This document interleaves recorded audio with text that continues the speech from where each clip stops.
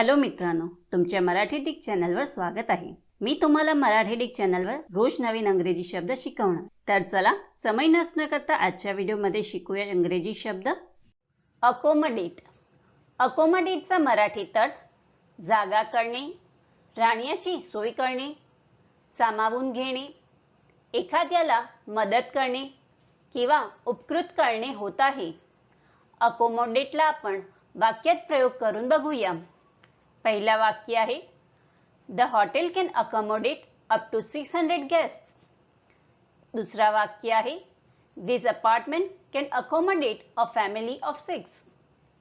तिसरा वाक्य आहे, will this lift accommodate 12 people.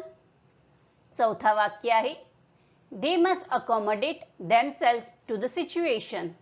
Friends, व्हिडिओला लाईक, शेअर आणि कमेंट करायला विसरू नका आणि चॅनलला सबस्क्राईब करा। थँक्यू।